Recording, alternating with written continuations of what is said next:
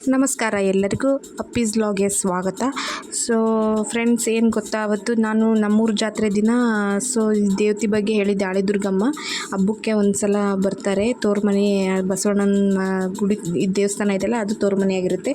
ಇವಾಗ ಅವಳು ಕಟ್ಟಿಸಿರೋ ಗಂಡ ಮನೆಗೆ ಹೋಗಬೇಕು. ಸೊ 2 ವಾರ ಬಿಟ್ಟು ಗಂಡ ಮನೆಗೆ ಹೋಗಬೇಕು ಅಂತ ಇರುತ್ತಲ್ಲ ಫ್ರೆಂಡ್ಸ್. ಸೊ ಹಾಗಾಗಿ ಇದು ಲಾಸ್ಟ್ ಡೇ ಗಂಡ ಮನೆಗೆ ಅಂತ ಬಂದಿರುತ್ತೆ. ಸೊ ಹಾಗಾಗಿ ಏನಪ್ಪ ಅಂದರೆ, ಇಲ್ಲಿ ಮನೆಗೂ ಬಂದು ಉಡಕ್ಕಿ ಹಾಕ್ಸ್ಕೊಂಡು ಕೈಲಾದಷ್ಟು ಅಮೌಂಟ್ ಹಾಕ್ತಾರೆ ಜನಗಳು. ಹಾಕ್ಸ್ಕೊಂಡು ಉಡಕ್ಕಿ ಹಾಕ್ಸ್ಕೊಂಡು ಹೋಳ್ಗೆ ಎಡಿ ಅದನ್ನು ಮಾಡಿರ್ತಾರೆ.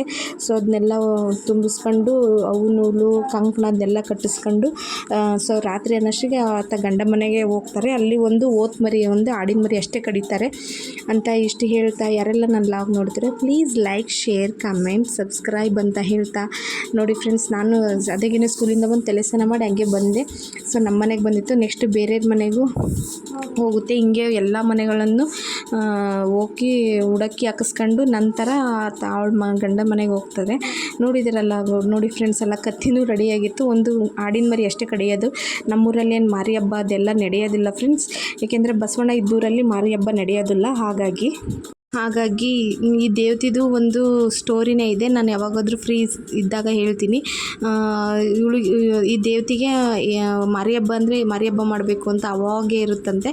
ಸೊ ಬಸವಣ್ಣ ಹುಟ್ಟಿದ ಮೇಲೆ ಮಾರಿ ಹಬ್ಬ ಮಾಡಲ್ಲ ಅಂತ ಹೇಳಿದ್ರಂತೆ ಬಸವಣ್ಣ ದೇವರು. ಇಲ್ಲ, ನನಗೆ ಬೇಕೇ ಬೇಕು ಅನ್ನಂತೆ. ಇಲ್ಲ, ನಾನಿದ್ದೂರಲ್ಲಿ ನಾನು ಮಾರಿ ಹಬ್ಬ ಮಾಡೋಕ್ಕೆ ಬಿಡಲ್ಲ ಅಂತ ಹೇಳಿದ್ರಂತೆ ಬಸವಣ್ಣ.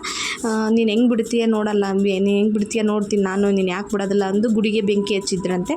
ಸೊ ಹಾಗಾಗಿ ನಮ್ಮೂರು ಬಸವಣ್ಣ ಈ ದೇವತಿನ ಊರ ಹೊರಗೇನೆ, ನೀನು ಊರ ಹೊರಗೆ ಆಚೆ ಇರಬೇಕು ಅಂತ ಅಂದು ಊರ ಹೊರಗೆ ಆಚೆ ಇದ್ರಂತೆ. ಆಮೇಲೆ ಏನೋ ತಂಗಿ ಅನ್ನೋ ಕರುಣೆಯಿಂದ ಹೋಗಲಿ, ಒಂದೇ ಒಂದು ಓತ್ ಮರಿ ಅಂದರೆ ಆಡಿನ ಮರಿ ಅಷ್ಟೇ ಕಡಿಬೇಕು, ಅದು ವರ್ಷದ ಒಂದು ಸಲ ಅಷ್ಟೇ ನನ್ನ ಮನೆಗೆ ಬಂದು 1 ವಾರ ಇದ್ದು ಮತ್ತೆ ನಿನ್ನ ಗಂಡ ಮನೆಗೆ ಹೋಗ್ಬೇಕಾದ್ರೆ ಅಷ್ಟೇ ನಿನಗೆ ಒಂದು ಓತ್ ಮರಿ ಅಷ್ಟೇ, ನಿನಗೆ ಆಡಿನ ಮರಿ ಅಷ್ಟೇ ಕೊಡೋದು.